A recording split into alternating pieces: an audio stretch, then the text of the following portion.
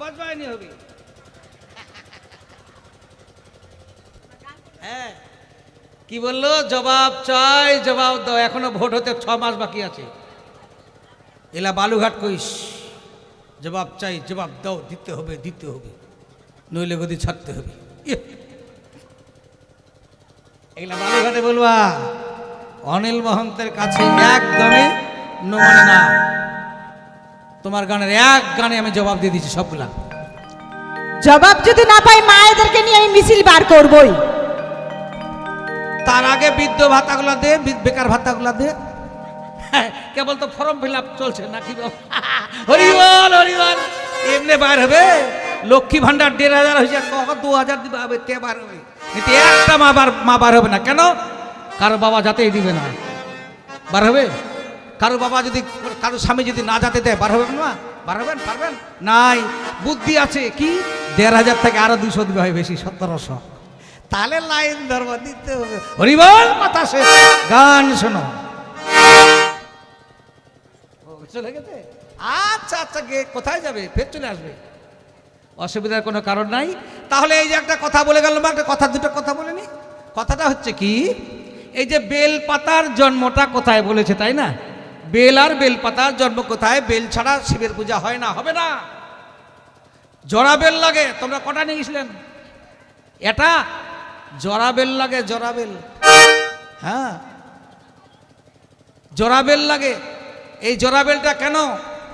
এটা কারণ আছে অনেক বড়, ভাগবতের মধ্যে প্রমাণ আছে মা। কিরকম? এই শিব পূজাটা কোন দিন সৃষ্টি হলো? শিবের পূজা ছিল না মর্তধামে? শিবের পূজাটা সৃষ্টি হলো একটা বেদ। ও মা চলে যাচ্ছেন?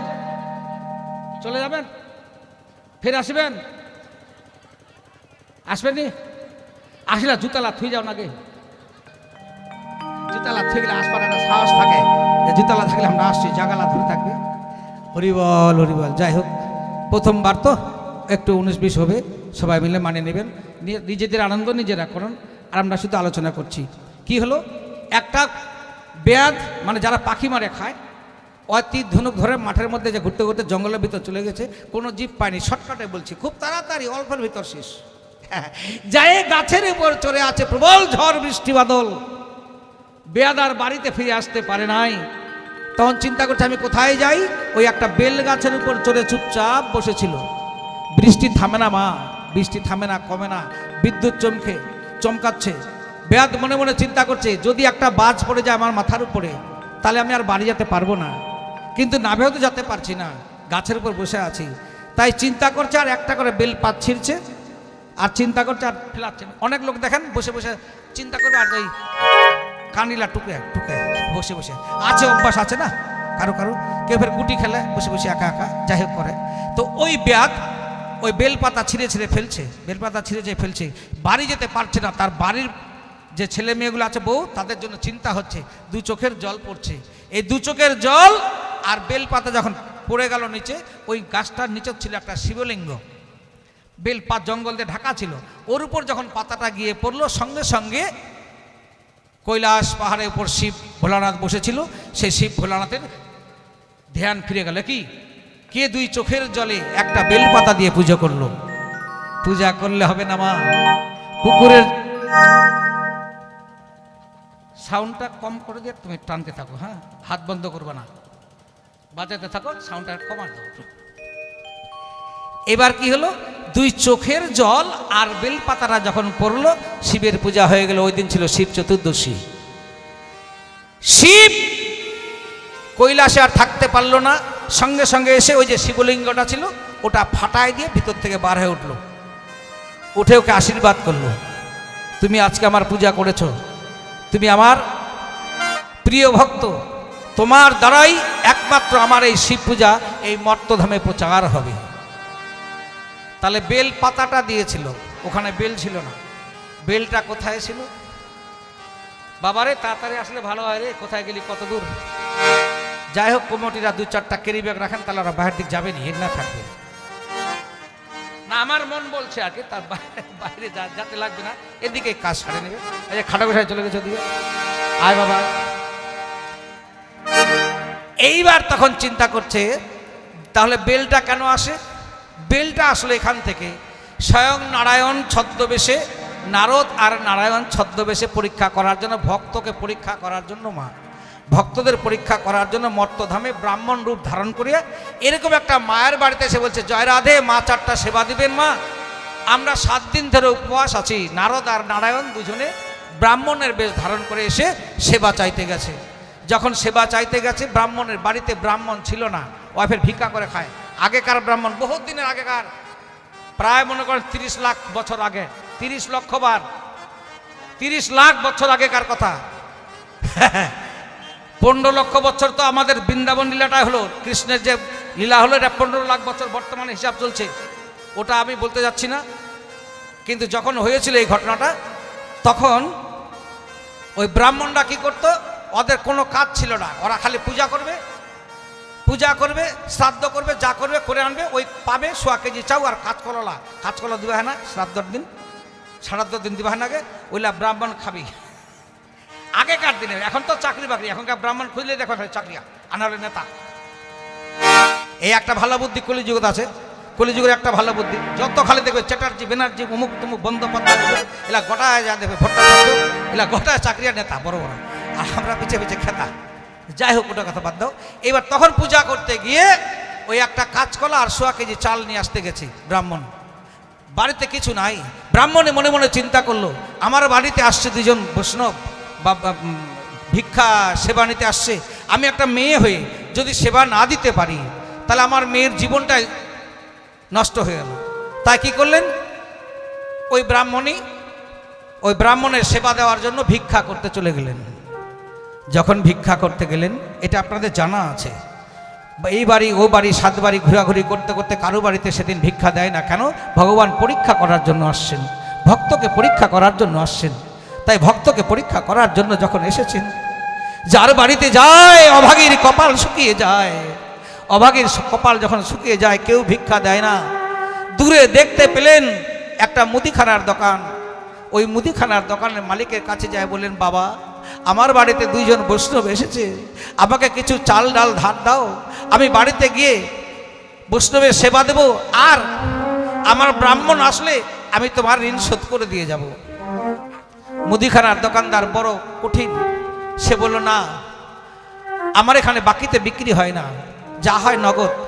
বলছে, আমার কাছে কিছুই নাই, দেওয়ার মতো কিচ্ছু নেই। বলছে, আছে। কি আছে? যদি থাকে তাহলে তুমি নিয়ে নাও, তবু আমাকে কিছু চাল ডাল দাও। যখন কিছুই দেখলেন না, ওই মুদিখানার মালিক বলল, তোমার আছে, তোমার দেহের মধ্যে 2টো স্তন আছে, ভাগবতের কথা বলছি না, 2টো স্তন আছে, এই স্তন 2টো কেটে তুমি যদি বন্ধক দিতে পারো তাহলে আমি তোমাকে চাল ডাল ধার দিতে পারি। কেমন পরীক্ষা মা ভক্তের উপর! ভগবানের পরীক্ষা বড় কঠিন, জীব খুলে উঠতে পারে না। ব্রাহ্মণে মনে মনে ভাবলো, আজকে যদি আমার জীবনটাও চলে যায়, যাক, তবু আমি ব্রাহ্মণের সেবা দেব, আমি সতী নারী হব। ধারালো তরবারিখানা হাতে নিয়ে নিজের স্তনটা নিজে কেটে মুদিখানার মালিকের কাছে জমা দিলেন, এই নাও মুদিখানার মালিক, আমায় কিছু চাল ডাল দাও। মুদিখানার মালিক ওই স্তনের মাপে চাল ডাল যা হলো সেইটুকু দিয়েছে, এই নিয়ে যাও। মাথায় করে নিয়ে চলছেন বাড়িতে চাল ডাল, রাস্তার মধ্যে হোঁচট করে খেয়ে সমস্ত চাল ডাল পড়ে গেল মাটিতে। ব্রাহ্মণে মনে মনে ভাবলো, আমার আর বৈষ্ণবের সেবা দেওয়া হলো না, সব চাল ডাল ধুলায় পড়ে গিয়ে নষ্ট হয়ে গেল। মনে মনে ভাবলো, আবার আর একটা স্তন আছে, এটা নিয়ে যাই আবার মুদিখানার কাছে। দ্বিতীয় স্তনটা আবার নিয়ে গিয়ে মুদিখানার দোকানে কেটে দিয়ে বন্ধক রেখে, একবার পড়ে গেছে, এইবার সাবধান হয়ে গেছে। সাধু কহে সাবধান, ফের কহে কলির জি ভাও সাবধান। দ্বিতীয়বার সাবধান হয়ে ওই চাল ডাল বাড়িতে নিয়ে এসে রন্ধন করে নিয়ে যখন বৈষ্ণবের সেবা দেওয়া শুরু করেছে, বুকের থেকে রক্ত ঝরঝর করে পড়ছে মাটিতে। ব্রাহ্মণ বলল, মা তোমার দেহের থেকে রক্ত ঝরছে, তুমি তো রজস্বলা, নারী জাতি মাত্রই এরকম একটা রোগ হয়, মাসে একবার করে শরীর থেকে রক্ত ঝরে, তুমি কেন বললে না আমরা ফিরে চলে যেতাম অন্যের ঘরে, সেখানে গিয়ে সেবা নিতাম? তুমি কেন বলনি? তুমি যে অশুচি,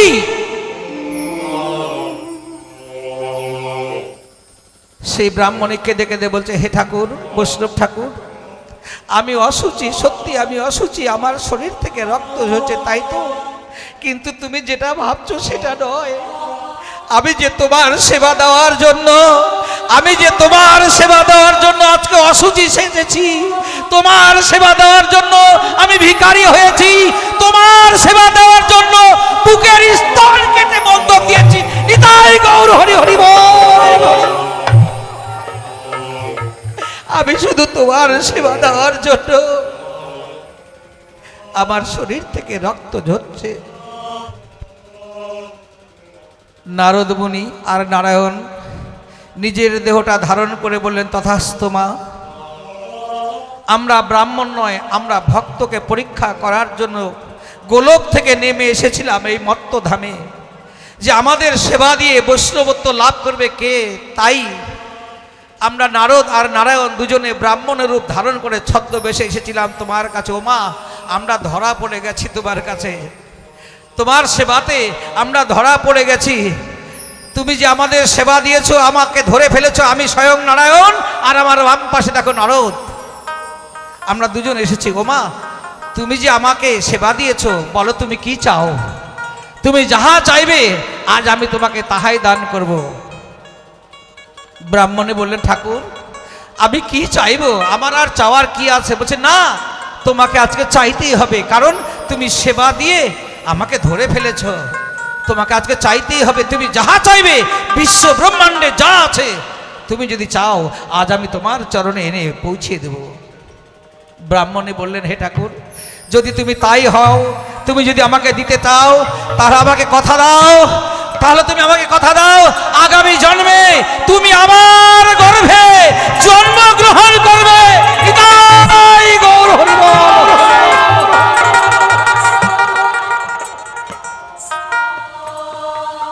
বলো তুমি আমার গর্ভে জন্মগ্রহণ করবে, আমার এই কাটা স্তনে তুমি দুগ্ধ পান করবে, বলো সেই দিন আমার হৃদয়ে জুড়াবে, সেই দিন আমি তোমাকে সন্তান জ্ঞানে কোলে তুলে নেব, তুমি হবে আমার সন্তান ভগবান, আর আমি হব তোমার মা। এটা ওর মনের মধ্যে আশা। নারায়ণ বললে, তথাস্তু, কথা দিচ্ছি মা, এর পরের জন্মে তুমি মোড়ে তুমি হবে মা যশোদা রানী, তুমি মা যশোদা রানী হবে। আমি জন্ম নেব কংসের কারাগারে, দৈবকীর ঘরে জন্ম নিয়ে রাতের অন্ধকারে ছুটে গিয়ে তোমার কোলে উঠব। আমার বাবা গঙ্গা জল পার করে তোমার বক্ষে আমার ঠাই দেবে, আর আমি সেদিন তোমার কাটা স্তরে দুগ্ধ পান করে তোমার দেহের জ্বালা আমি নিবারণ করব। হরি বল, হরি বল, রাধে রাধে। আমি কথা দিলাম, এ জন্মে ধরেছ, আগামী জন্মে আমি তোমার গর্ভে আসছি। তাই তো ভগবান কৃষ্ণ জন্ম নিলেন দৈবকীর ঘরে, আর বাসুদেবের মাথায় করে গঙ্গা নদী পার হয়ে রাতের অন্ধকারে চলে গেলেন নন্দরাজার ঘরে। সেখানে গিয়ে স্তন পান করছেন মা যশোদা মা আর কৃষ্ণ। কত আনন্দ! এই আনন্দ আর নাই। ও মা, তোমরাও তো নারী জাতি, তোমরাও এইভাবে প্রতিজ্ঞা করো, ব্রাহ্মণ বৈষ্ণব গুরু গোসাইয়ের সেবা করো, ইহকাল পরকাল বৈকুণ্ঠ ধামে যাবে। নিতাই গৌর হরি বল।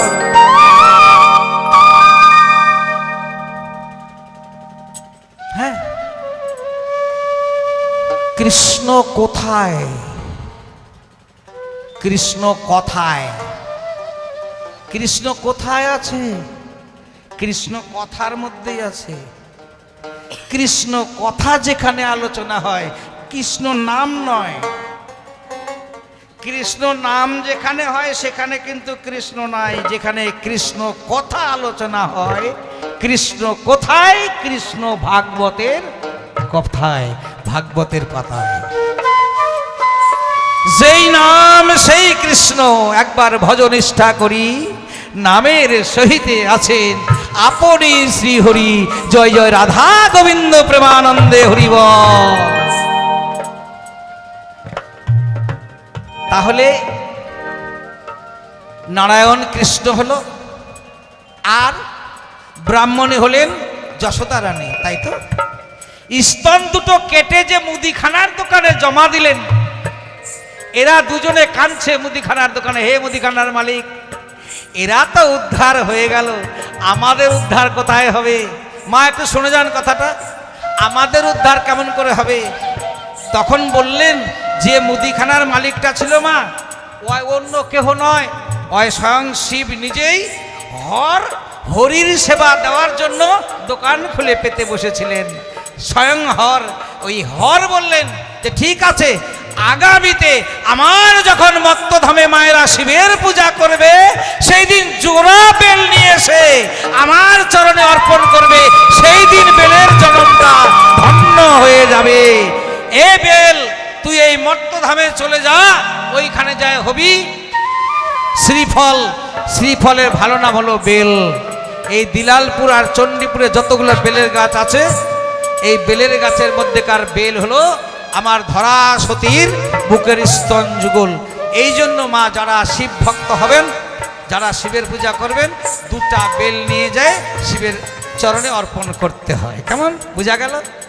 বাহ, একটা গান গায়।